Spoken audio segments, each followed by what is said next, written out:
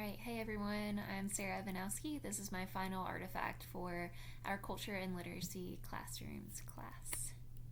So, throughout this presentation, I'll share some key points and takeaways that I'm taking away from the class this semester. For my final artifact, I will touch on key points I have from this course to cover the variety of topics we have discussed. I will synthesize the information we have learned into a few broad categories. So to start us off, just going over what is culture, this is one of my favorite quotes that we read about culture. It says, "Culture can be differentiated from both universal human nature and unique individual personality. Culture is learned, not inherited. It derives from one's social environment, not from one's genes. Culture should be distinguished from human nature on one side and from an individual's personality on the other."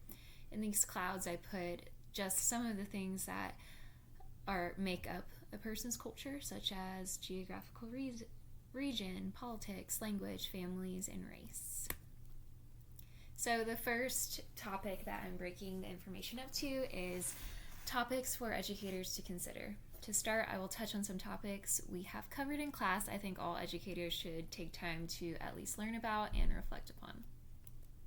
So the first one is microaggressions. Students who are victim to microaggressions at school often move from academic achievement to academic disengagement as a result of racial stress. So the article, or one of the articles we read about microaggressions, mentioned that there are 3 types of microaggressions: the racial microaggressions, which are subtle and degrading comments made towards somebody based on their race. Immigrant origin microaggressions are hurtful comments made towards people who have immigrated to the United States from another country. And nativist microaggressions are harmful comments made towards students learning English. Critical content analysis. So Frere argues that a critical lens involves critique, questioning what is and who benefits; hope, asking what if and considering new possibilities; and action, taking action for social justice. So when we use critical content analysis, we analyze a text through a lens such as colorism, sexism, racism. There are plenty of other lenses that you could use, but as you read, you think critically about instances of your focus as you read a text.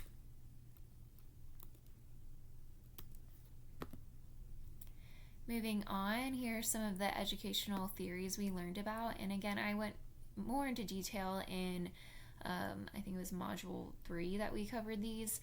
But just touching on them, it's critical race theory, new literacies theory, critical socio-cultural theory, critical literacy theory, and social constructionism. And I'll go into these a little bit more later in the presentation. Culturally responsive teaching. This is, as we identified convergence across 3 fields, we drew upon the framework of culturally responsive teaching, which is defined as using the cultural knowledge, prior experiences, frames of reference, and personal styles, or performance styles rather, of ethnically diverse students to make learning encounters more relevant to and effective for them. The second section of this presentation will go over how educators can take action. So this section covers how I think what we learned in this course can be applied to the classroom. So steps against microaggressions. A framework built on culture can be the foundation of a teaching practice. So number 1, student awareness. So teaching students what microaggressions are and how to identify if they are giving or receiving a microaggression. Teacher awareness, so continuously reflecting on personal actions or words that we may be using that could be microaggressions and making necessary changes. And then honest conversation in classrooms can help students and teachers both understand the negative impacts of microaggressions. All right, another action we can use is using the harm and healing analysis protocol we talked about in class. By not naming harm, I am not confronting bias and racism and therefore sustaining inequity. And that is a quote by Ramirez and Donovan in one of the articles that we read. So this is the harm and healing analysis protocol chart that we used and practiced using with Genesis Begins Again, one of the novels we read. And so using this chart can, in a classroom, help students identify the harm and identify where there's healing in the novel or text. Next is apply educational theory.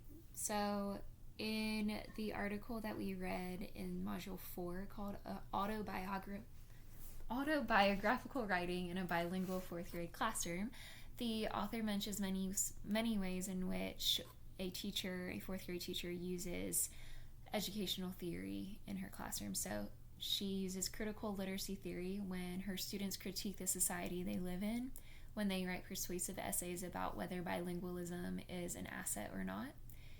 She uses critical race theory when students write testimonies naming times they may have experienced inequities due to their race.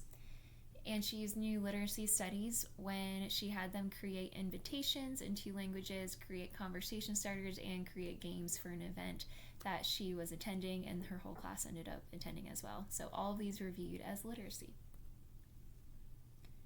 Culturally responsive teaching strategies include dialogue, collaboration, inquiry, explicit instruction, and visual representation. So in one of the articles we read, I love this quote. It says, CRT is a stance that must be adopted by teachers in order to effectively and consistently increase student achievement through socially, culturally, and linguistically responsive instruction. And then books to consider. I really loved all of the novels and graphic novels we read this semester, and I think they're a great start for teachers looking to engage in all of the practices we just discussed. And here are my references. Thank you for watching.